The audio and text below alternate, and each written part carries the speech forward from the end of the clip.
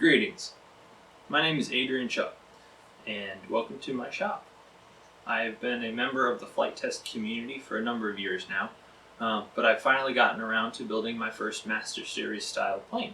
This one in particular was designed by Knees13 on the forum, and it follows John Overstreet's methods pretty much to a T. Now, a lot of the critiques that some people, and myself included, have had about this design is that the leading edge is rather blunt, and we're concerned about what effect that may have on the performance of the airplane.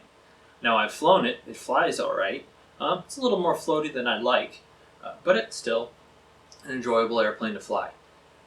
However, I still wonder, could it be made better with, say, a balsa leading edge that's been sanded over? Now, there's many ways to do this, but being a more traditional modeler, I've got lots of balsa lying around. So, what's the plan? Well, the purpose of this video is to see what kind of difference it makes in terms of top speed. I have a rather large motor in here. You know, you typically run a CPAC in it. I have a 3548 motor, which is capable of about 900 watts on 6 cells. We're going to be running on 4 cells today. I'm going to take it out with my GPS. We'll do a pass back and forth twice at full throttle.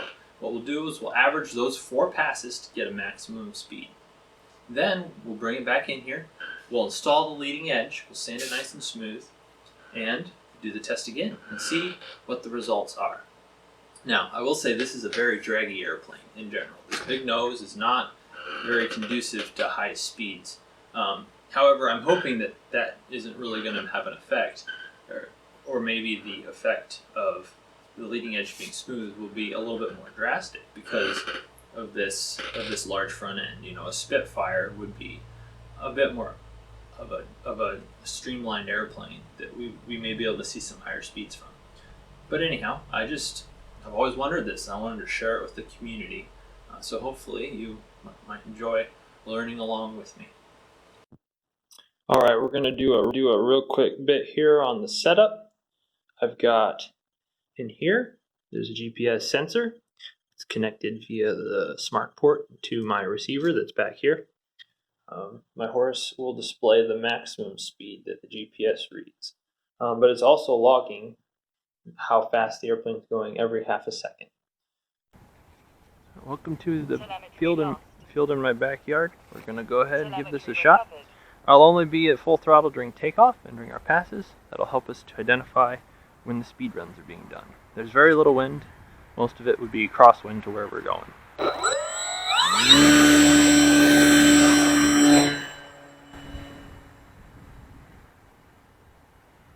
Beautiful morning for flying.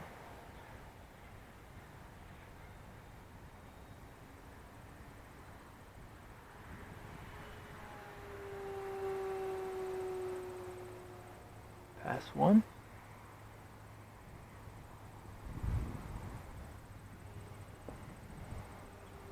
Pass 2.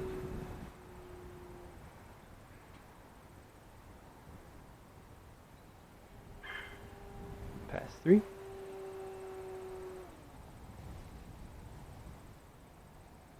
Pass 4. 2 minutes. And I want to enjoy the rest of the flight, but I'm also eager to see our results, so I'm going to go ahead and bring it in for a landing. As you can see, there's plenty of power.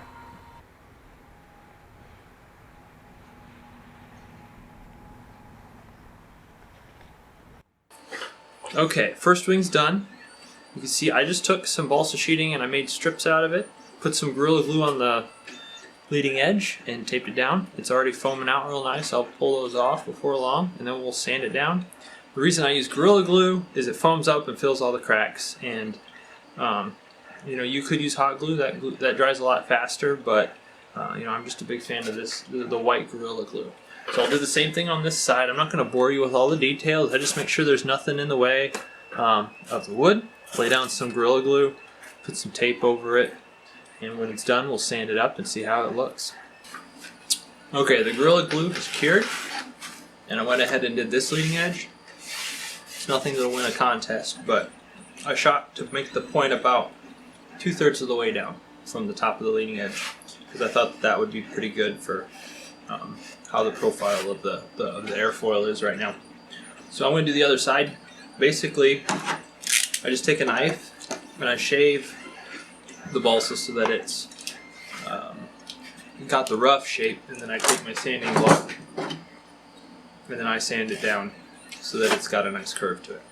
And I'll put this at the end of the video because you probably don't want to sit and watch through it, but in case you do, it'll be there for your reference. Alright, we got a leading edge. Let's try it out.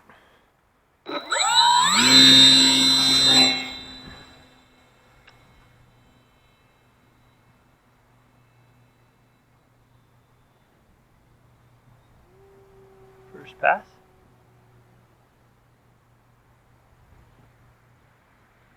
Second pass.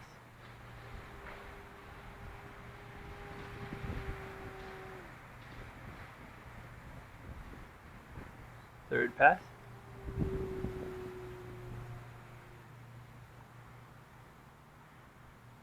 And fourth pass.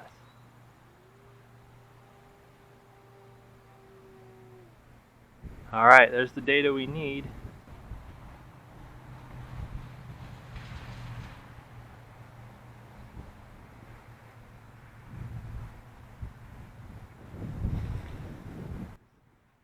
Alright, results are in, and this is one fast airplane. When I got done with my first run with the stock leading edge, I looked down at my transmitter and it said the fastest I went was 99 miles an hour. I'm thinking, whoo, this thing is fast. Well, let's talk about GPS. GPS isn't necessarily the best way to track speed. It can be a little glitchy, have some noise in it, so you have to be careful when you're trusting just that maximum speed that you hit on a run. With that in mind, I did what I said I was going to do. I pulled out the telemetry logs, I looked at the peaks where I had hit the fastest of each run, and I averaged them together. For the stock leading edge, I got an average of 77.25 miles an hour. With the balsa, 71.25. So why would this be that much slower? I mean, I would hardly expect it to be slower. Let me put the data up real quick. You can see on the first run, there is this massive spike up to 99 miles an hour. And that's not something I would expect. Just kind of explain things if you can't read it very well. The orange, that's my throttle. So we know when I went max throttle. And you'll see they're out of phase a bit. I think that's just a bug in the telemetry. And the blue, that's my speed. And I marked the peaks. You can see that the speed for the first run is just insane. But if you look at the second two, they're 2 miles an hour apart, which is kind of what I would expect on a day like today with low winds and most of them being crosswind component. And it's kind of the same story for the second set of data. The second run just didn't seem to register. So I think that the more accurate thing to do would just be to take the last two runs 3 and 4 of each data set and average them together. Be 8 miles an hour, and with the modified leading edge, we see 73. That's data that makes sense to me. Now, yeah, I didn't take enough samples to get a really definite answer on how well this leading edge performs compared to the other one. However, I did note when I was coming into land, it was less twitchy at low speeds. I do think that this makes the airplane fly a little bit better. If I wasn't an experienced pilot, I may not notice that, but because I've got many hours on the stick, I can tell you the airplane flies better. I want to thank you for tuning in. Hopefully you enjoyed this topic. I got some ideas for some other videos I may want to make in the future, but if you have better ideas, please leave them down below in the comments. And yeah, maybe I'll make a video about it. I'd love to answer questions or any other tips about just about anything related to the hobby. I typically restore old balsa planes if that's something you're interested in. So, yeah, thanks for joining.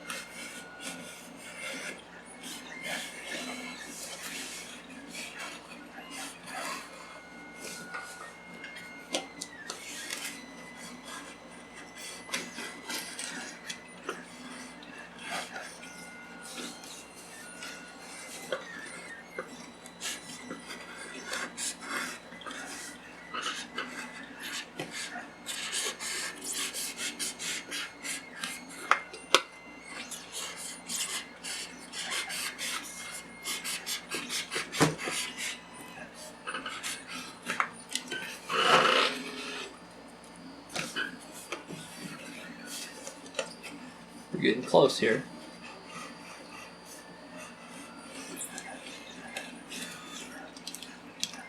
The bottom side.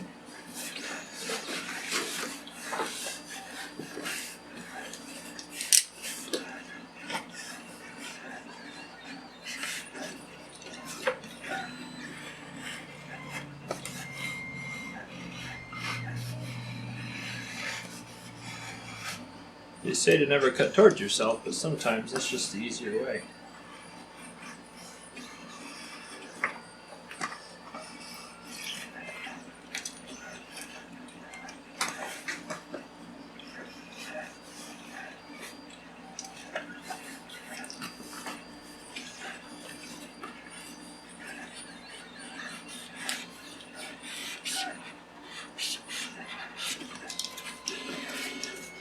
So now, for the most part, the balsa is flush with the top and the bottom of the wing. And I can do a little bit more helping with the sanding block up. But if you don't like dust, you should probably wear a mask when sanding balsa, just in case you didn't know.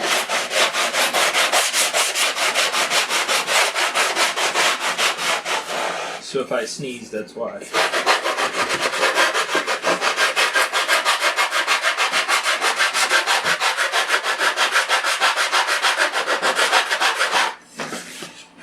Key is to take your time, because it's a lot easier to take it off than it is to put it back on. So.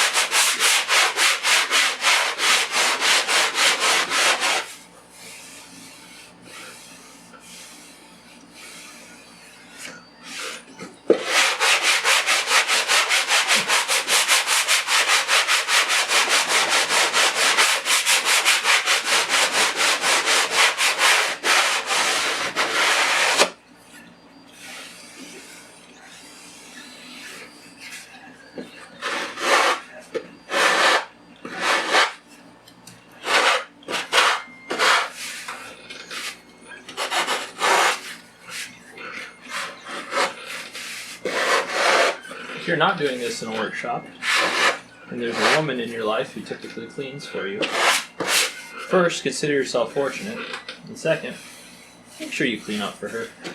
This is a mess.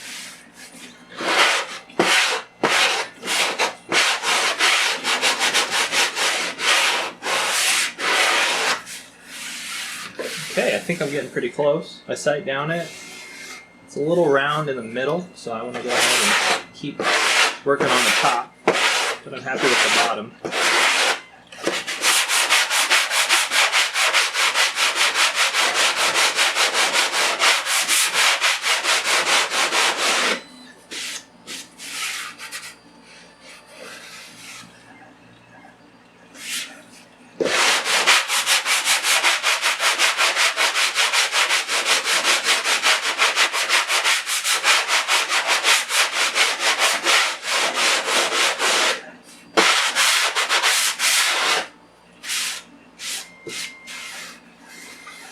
There we go. Feels pretty good.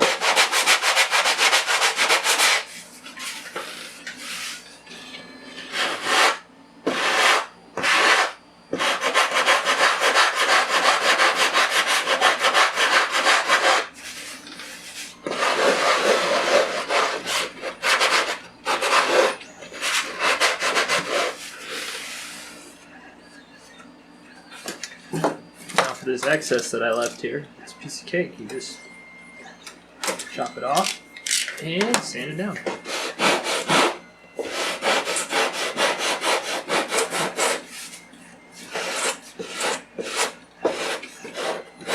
Now I'm using a pretty rough grit sandpaper here.